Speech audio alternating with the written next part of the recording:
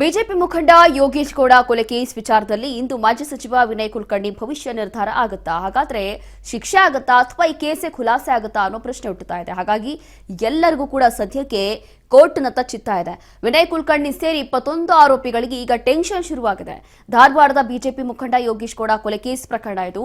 ಇಂದು ತೀರ್ಪು ಪ್ರಕಟಣೆ ಮಾಡಲಿರುವಂತಹ ಜನಪ್ರತಿನಿಧಿಗಳ ವಿಶೇಷ ಕೋರ್ಟ್.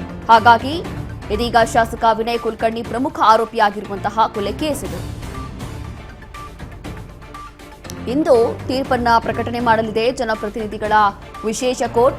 ಧಾರವಾಡದ ಬಿಜೆಪಿ ಮುಖಂಡ ಯೋಗೇಶ್ ಗೌಡ ಕೊಲೆ ಕೇಸ್ ಪ್ರಕರಣಕ್ಕೆ ಸಂಬಂಧಪಟ್ಟಂತೆ ಇವತ್ತು ನಿರ್ಧಾರ ಆಗತ್ತಾ, ಅಂದ್ರೆ ಶಿಕ್ಷೆ ಆಗತ್ತಾ ಅಥವಾ ಕೇಸ್ ಏನಾದ್ರೂ ಖುಲಾಸೆ ಆಗತ್ತಾ ಅನ್ನುವಂಥದ್ದು.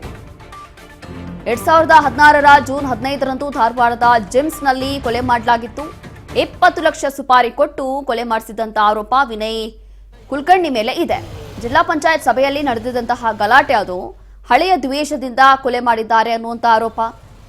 ಇನ್ನು ಈ ಒಂದು ಕೊಲೆ ಒಳಸಂಚಿನಲ್ಲಿ ಪೊಲೀಸ್ ಅಧಿಕಾರಿಗಳು ಕೂಡ ಇದರಲ್ಲಿ ಎಲ್ಲೋ ಒಂದು ರೀತಿಯಾಗಿ ಆರೋಪಿಗಳಾಗಿದ್ದಾರೆ ಅನ್ನುವಂಥ ಆರೋಪ. ಇದೆಲ್ಲವೂ ಕೂಡ ಈ ಕೇಸನ್ನೇ ಮುಚ್ಚಾಕಬೇಕು ಅಂತ ಹೇಳಿ ಬೇರೆ ವ್ಯಕ್ತಿಗಳನ್ನ ಆರೋಪಿಗಳ ರೀತಿಯಲ್ಲಿ ಇಲ್ಲಿ ಬಿಂಬಿಸಲಾಗಿತ್ತು ಅನ್ನುವಂಥ ಆರೋಪ.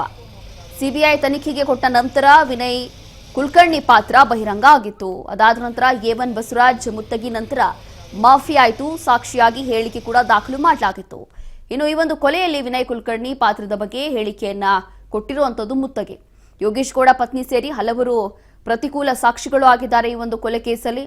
ಇಂದಿಗೆ ತೀರ್ಪು ಕಾಯ್ದಿರುವಂತಹ ಜಡ್ಜ್ ಸಂತೋಷ್ ಗಜಾನನ ಭಟ್ ಇವತ್ತು ಈ ಒಂದು ತೀರ್ಪನ್ನ ಪ್ರಕಟಣೆ ಮಾಡ್ತಾರಾ ಅಥವಾ ಮತ್ತೊಮ್ಮೆ ಏನಾದ್ರೂ ಹೀಗೆ ಮುಂದೂಡಿಕೆ ಆಗತ್ತಾ ಅಥವಾ ನಿಜವಾಗ್ಲೂ ಕೂಡ ಶಿಕ್ಷೆ ಆಗುತ್ತಾ ಅಥವಾ ಈ ಕೇಸ್ ಏನಾದ್ರೂ ಕ್ಲೋಸ್ ಆಗುತ್ತಾ ಅನ್ನುವಂಥ ದೊಡ್ಡ ಪ್ರಶ್ನೆ ಇದೆ. ಹಾಗಾಗಿ ಇವತ್ತು ಬಹಳ ದೊಡ್ಡ ಹಾಗೂ ಪ್ರಮುಖ ದಿನ ಯೋಗೇಶ್ ಗೌಡ ಕೊಲೆ ಕೇಸಲ್ಲಿ. ಅದರಲ್ಲೂ ಕೂಡ ಆ ಒಂದು ಸಂದರ್ಭದಲ್ಲಿ ಕೇವಲ ಒಂದು ಶಾಸಕ ವಿನಯ್ ಕುಲಕರ್ಣಿ ಪ್ರಮುಖ ಆರೋಪಿ ಆಗಿರುವಂತಹ ಕೊಲೆ ಕೇಸ್ ಇದು. ಅದರಲ್ಲೂ ಕೂಡ ಒಂದು ಸ್ಥಾನಕ್ಕೋಸ್ಕರ, ಒಂದು ಕುರ್ಚಿಗೋಸ್ಕರ, ಆ ಒಂದು ಪಟ್ಟಕ್ಕೋಸ್ಕರ ನಡೆದಿದ್ದಂತಹ ಒಂದು ಗಲಾಟೆ.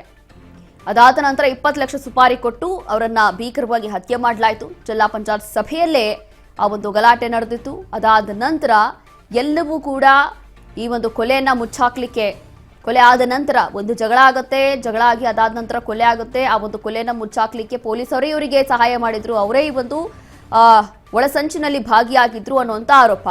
ಹಾಗಾಗಿ ಟೋಟಲ್ ಇವತ್ತು ಎಷ್ಟು ಜನ ಆರೋಪಿಗಳಿದ್ದಾರಲ್ಲ ಎಲ್ಲರಿಗೂ ಕೂಡ ಒಂದು ರೀತಿಯಾಗಿ ಟೆನ್ಷನ್ ಇದೆ.